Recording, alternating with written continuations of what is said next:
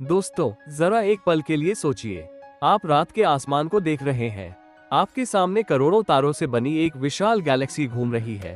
अब अपने मन में भगवान श्री कृष्ण के सुदर्शन चक्र की कल्पना कीजिए। अजीब बात है ना, दूर से देखने पर दोनों का आकार काफी हद तक एक जैसा लगता है। तो क्या ये सिर्फ एक संयोग है, या फिर इसके पीछे कोई ऐसा रहस्य छिपा है जिस पर हम आज तक ध्यान ही नहीं दे पाए? लेकिन रुकिए, जवाब जितना आसान लगता है, कहानी उससे कहीं ज्यादा रोचक है। देखिए, सुदर्शन चक्र सिर्फ एक हथियार नहीं था। पुराणों में इसका वर्णन ऐसी दिव्य शक्ति के रूप में मिलता है जो धर्म की रक्षा करती थी और अधर्म का अंत करती थी। वैसे, क्या आपने कभी सोचा है कि इसका नाम सुदर्शन ही क्यों रखा गया? असल में सु का अर्थ होता है शुभ और दर्शन का अर्थ होता है देखना, यानी सही दृष्टि, सही समझ। अब जरा दूसरी तरफ देखते हैं। हमारी मिल्की वे गैलेक्सी ये भी एक विशाल चक्र जैसी दिखाई देती है। अरबों तारे एक केंद्र के चारों ओर घूम रहे हैं और पूरा सिस्टम लगातार गति में है। हैरानी की बात यह है कि ब्रह्मांड में लगभग हर चीज घूम रही है।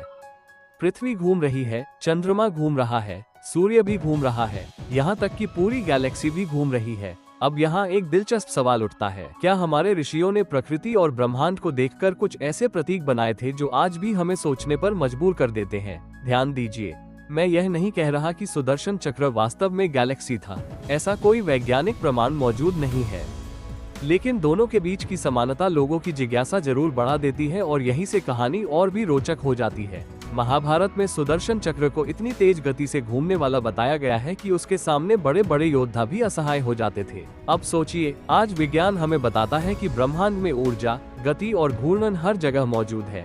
क्या ये सिर्फ संयोग है या फिर प्राचीन प्रतीकों में कुछ गहरे विचार छिपे हुए थे? सुनने में अजीब लग सकता है, लेकिन कई विद्वान सुदर्शन चक्र को सिर्फ एक हथियार नहीं बल्कि ब्रह्मांडीय व्यवस्था यानी कॉस्मिक ऑर्डर का प्रतीक मानते हैं। क्योंकि ब्रह्मांड भी नियमों से चलता है। अगर पृथ्वी अपनी कक्षा छोड़ दे, अगर गुरुत्वाकर्षण का संतुलन बिगड़ जाए तो जीवन का अस्तित्व ही खतरे में पड़ सकता है। यानी व्यवस्था ही सब कुछ है और सुदर्शन चक्र भी व्यवस्था का प्रतीक माना जाता है। लेकिन रुकिए, अभी सबसे दिलचस्प हिस्सा बाकी है। प्राचीन भारतीय दर्शन में एक शब्द मिलता है, काल चक्र, यानी समय का चक्र। दिन के बाद रात, रात के बाद दिन, जन्म के बाद मृत्यु और मृत्यु के बाद फिर नई शुरुआत, सब कुछ एक चक्र में चलता रहता है। अब जरा सोचिए, अगर समय स्वयं एक चक्र है तो क्या सुदर्शन चक्र समय का भी प्रतीक हो सकता है?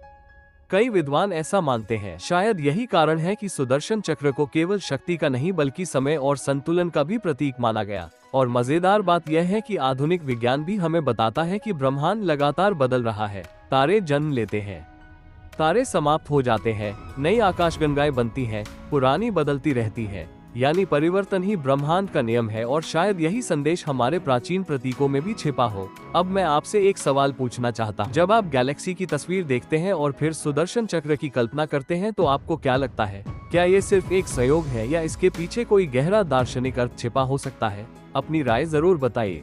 वैसे अगर आप यहाँ तक वीडियो देख चुके हैं तो इसका मतलब है कि आपको ऐसी रहस्यमयी और ज्ञान से भरी बातें सच में पसंद है। और सच कहूँ तो इंटरनेट पर ऐसी हजारों कहानियां हैं जिनके बारे में ज्यादातर लोगों ने कभी सुना ही नहीं। मैं लगातार ऐसे ही रोचक रहस्यों और सनातन धर्म की अद्भुत बातों पर रिसर्च कर रहा हूँ। तो हो सकता है अगली बार जब मैं एक और हैरान कर देने वाला रहस्य लेकर आऊँ तब आप उसे मिस न करना चाहें। और अब मिलते हैं अगले रहस्य में। जय श्री कृष्ण।